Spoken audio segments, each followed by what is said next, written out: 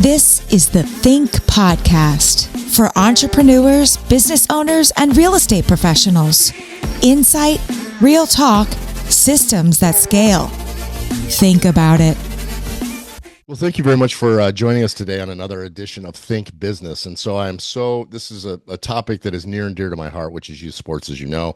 And I have a very special guest who's a good friend of mine, but somebody that I look up to who has been a pioneer in the sport, who's been successful in both marketing, but coaching as well. And so what we really want to highlight today, and I'm so lucky that I get a chance to get him because he's on the road coaching and doing a whole bunch of other stuff, is Coach Joe Nelson, who's here from his own company, which is massively successful, which is Next Play Marketing. But he also is a varsity lacrosse coach at Lakewood Ranch High School and the pioneer of a brand new Stars Lacrosse Academy here. So we're gonna talk a little bit about all that stuff. So Joe, welcome to the show. Thank you so much for taking the time.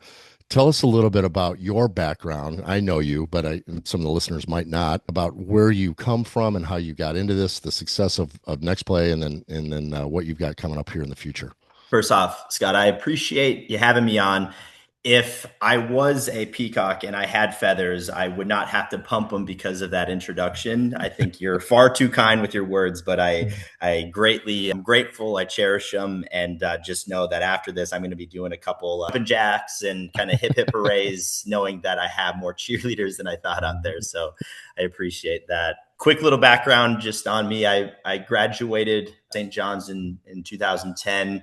And most of my life lived in New York City, cut my teeth in the software world, working for LinkedIn, started my career working with small business owners, and then naturally over time grew into working with, your large Fortune organizations. From a career and sales perspective, been really focused on helping companies, helping leaders their why, and developing that into go-to-market narratives for their business, vessel of marketing. So I'm fortunate enough, I jumped on my own to run a digital marketing agency. And instead of working primarily with B2B business owners, which is where, like I said, I really cut my teeth in, I've been on your home service business, your local restaurant that is trying to compete in the world of AI, that is trying to compete in the world of how do I get found in order to keep the bank, to support my family, to put food on the table. Like that is near and dear to me. That is why we're developing Lakewood Ranch, developing youth sport in the way we are is,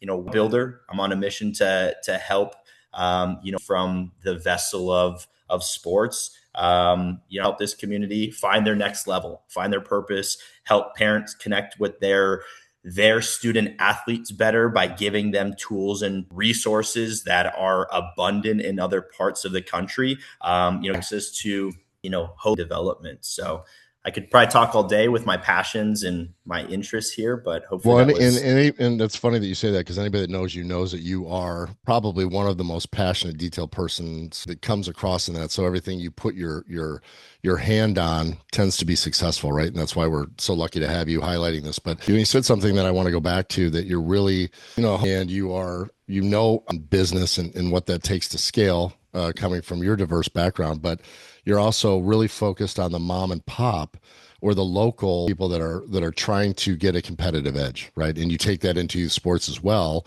But I think that your outreach and your commitment to, you've done so much for so many of these kids, especially in lacrosse. And folks, if you don't know it's the fastest growing sport in the United States right now. It's also Canada's national sport. Everybody thinks it's hockey. It's not. It's lacrosse.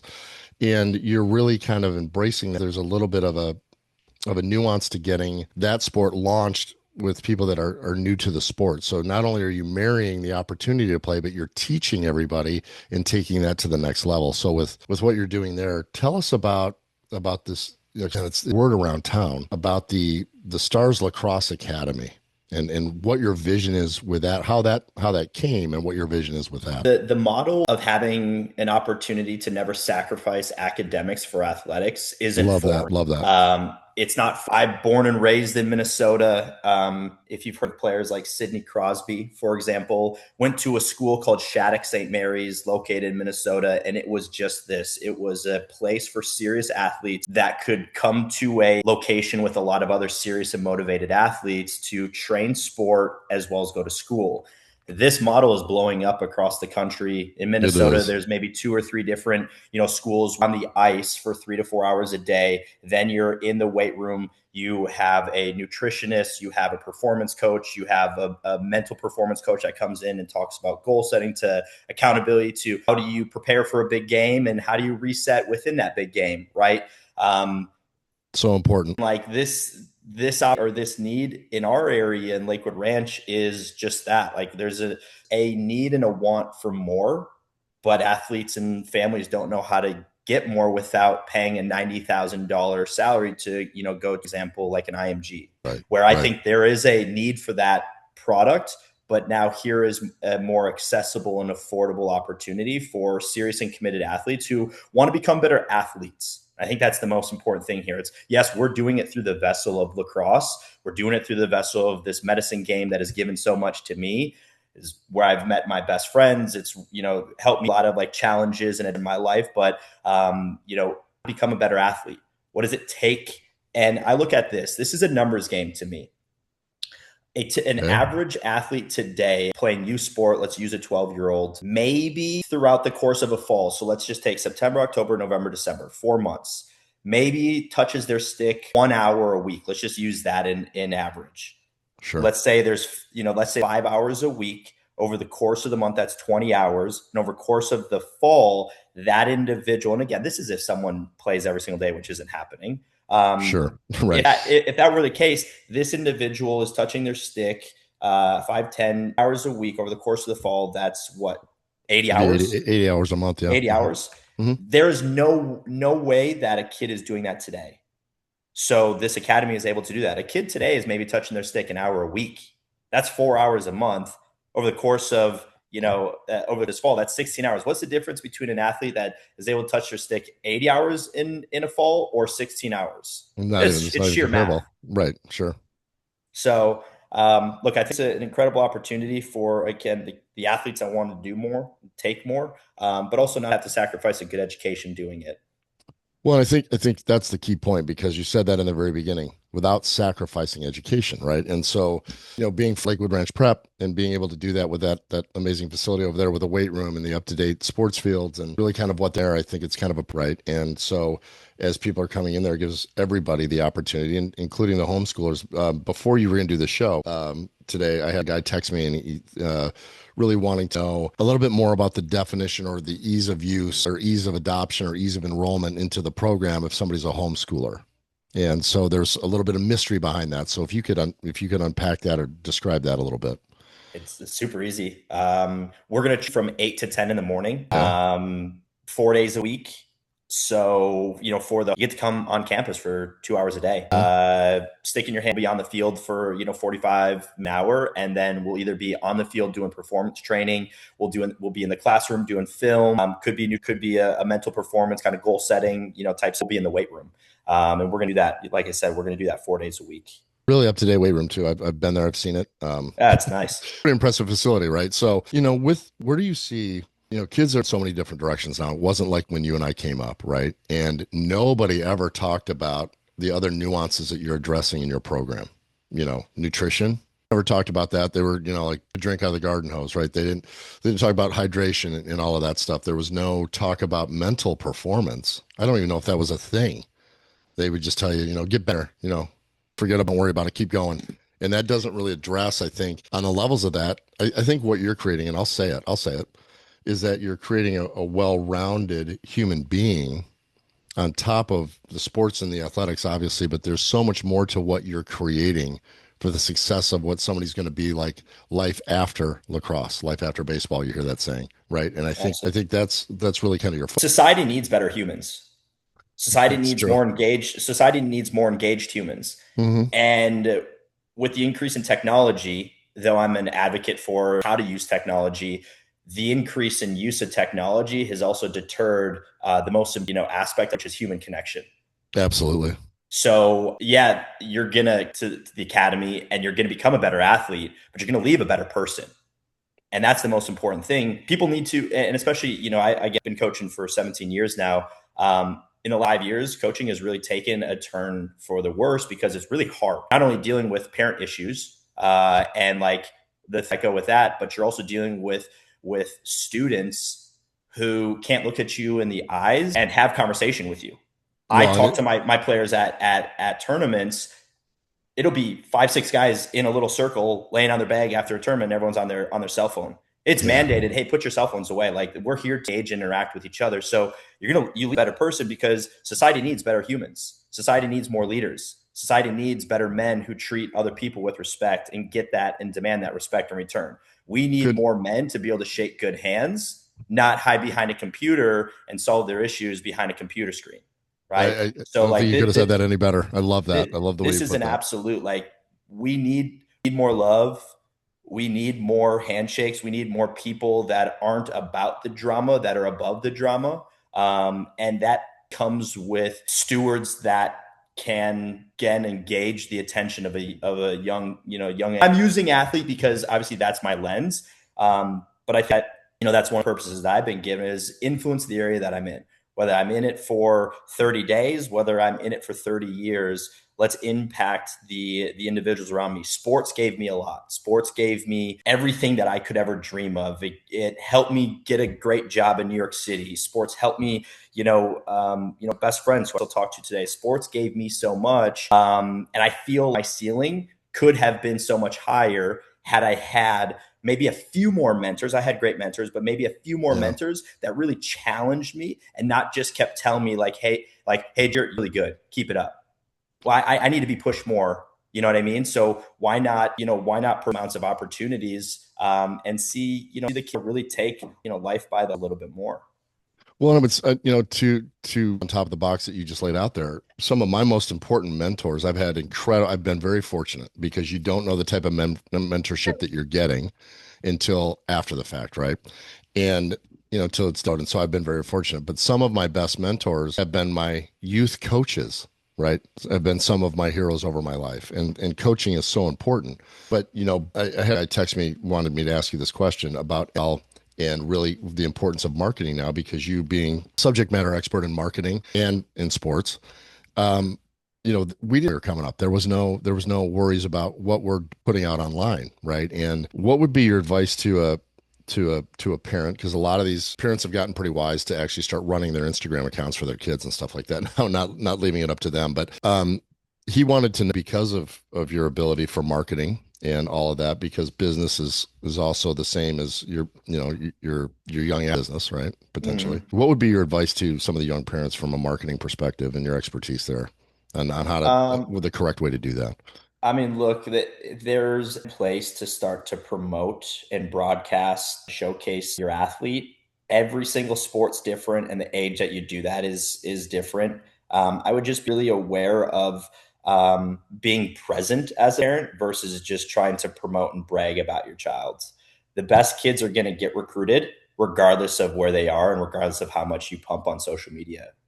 That's a job of us as recruiters. We're going to find the best talent regardless of what you do. To talk about the NIL stuff, the reason that this academy and the reason that private equity is behind business models like this, opening up 30,000 square foot, facilities and be a hub where you train your sport, you become a really competitive, you then go to school. The reason for that is because of NIL. I was just having a conversation with my little nephew up in Minnesota, and we were talking about junior. He's about to go play junior out east. And he just graduated high school. He knows former teammates who plays in the USHL right now, is going to Boston, or his D partner is going to go play for Boston College. He's going to play for Boston College. He's going to make $160,000. Wow. That's we're talking about making more money as a collegiate athlete than, again, me a decade to make that as a salary income as a professional working for a software company. We're talking about athletes. So the investment is now. I always say this to parents. It's look, you have to take the leap of faith if you actually believe in providing the best opportunities for your kid. If you don't want the best opportunities for your kid, then, just do things that make sense for more of your lifestyle, which is completely okay. But for the parents and the athletes who are serious about wanting more, you have to think outside the bubble here and know that you're competing against athletes across the country who do have access to this type of training and this type of approach. And their children are going to be the ones that are garnering that type of money when they go to college. Absolutely. Like, this is the training. It's not necessarily about, being serious, but about, again, just the reps of stick in your hand, the reps of the football in your hand, the reps of the touches on your feet in soccer. Like, it's about and ensuring that you have great coaches and great mentors that are providing good structure, an elite approach, but also having fun with it, so that a child who then becomes a young adult wants more, and they have a good foundation to build off of. I think you've put together to coaching, kind of thing. I know that there's a lot of people that want to be involved with that from a coaching perspective for your program because of who you are and what it's bring, especially as it starts to grow over the years. What would be, because there's a lot of business guys on here that are thinking, wow, that's really cool. I've always wanted to do something. What have been some challenges with starting a new academy like this that you've come across that maybe were expected and you kind of knew going in is going to be a challenge, or maybe a kind of a moment like, oh, okay, this is more than I thought it was going to be? In the end of a business, because this is a business, running a startup, one of the most challenging things, because you have no proof of concept personally, but anecdotally you can tell a story. As a startup, the most challenging thing is brand awareness and helping people understand the offer. And I think that in general, we can do better with people understanding the offer and the value, and then allowing the offer and the value to then speak to the early adopters. I want the early adopter. I'm not here to sell anybody, just no different than a business. Like, as a restaurant, my job is to put my business on a megaphone in a lot of different ways so that you can come in and try the best fish tacos in Florida, right? But once you get there, as a waiter, I'm not going to sit here, visit the table 30 times, watching you with every single bite and be like, oh, did you taste that flavor? Did you see how we grilled the shrimp there? What'd you think of the sauce here? Hey, did you know those are handmade tortillas that we got fresh from Jalisco, Mexico? Like, I'm going to give you a great experience.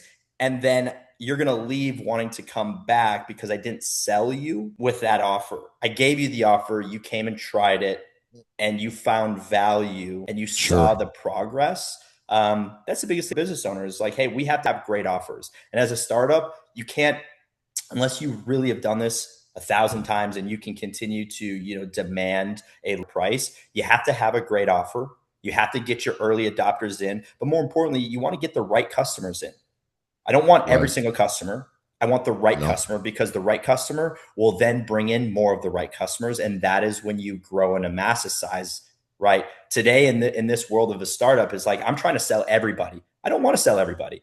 I want to sell the right business owner who has the right growth mindset, who has a belief in his business, who does have a quality product. Might not be the best product, but has a quality product. And it is my job as a marketing growth partner to then put your brand on a megaphone and allow people to come in. And as long as you as a business owner have the right process, you make your customer feel, your industry is, and you leave them feeling like they got a great experience and they don't have FOMO that they should have gone somewhere else, the business will grow and they'll start to tell other people. And that's what we want for any type of business. Like, we want the people who will then come in and believe in the practitioners, who will know that this is a startup and there's going to be a learning curve, right? There's going to be things that don't go right, but will provide ample feedback and then take that feedback and grow it into something incredible for, the years. Like I always say, especially on these deals, quality never falls short. It's a very simple quote, right? But quality never falls short. So if you start with your benchmark or your base platform from quality, it will go, right?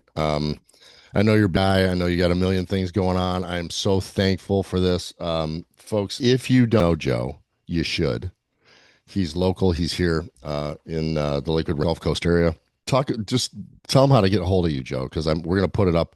It'll be up underneath the deal on the thing. But what's the best way to get a hold of you and to work with you for both, not only Next Play on the marketing side, but there's going to be parents now that are going to say, wow, what he is starting and the success he's already had in lacrosse and coaching lacrosse and programs that you developed already, going to this next step on the academy, how do they get a hold of you? Yeah, for the academy, we're going to hold a Zoom call Tuesday night. So it'd be Tuesday, 9 p.m. So that would be Tuesday the 21st at 9 p.m. Eastern. July. July, share the vision, talk about the steps in the process, talk about the schedule. and get aligned on kind of the next step forward. I'm a marketing guy, so check out Stars Lacrosse Academy on Instagram as the handle, Stars Lacrosse Academy. You can reach out to us via DM there. And as far as next play marketing, again, if we're a business owner that is looking to take the next step and is looking for an agency who understands the next play, whether it's website design and development, whether it's how to compete in the SEO and AEO world, or if it's pay-per-click, you can nextplay-marketing.com and fill out a form there, and we'll get in touch. Yeah, I can tell you, he's returning calls. You might not hear from him right that second because he's a busy guy, as you would imagine, but he will get back to you. Joe, thank you so much for talking about not only Next Play, but the Stars Academy and what that's going to bring and what you've created there. I'm so happy for you and where you're about to go with this journey and what you're going to be able to get back to kids and parents alike. It's great talking to you. So thank you so much. I really appreciate it. Hey, I return the gratitude, and I don't know if your mom ever told you, but you do have a really nice microphone voice.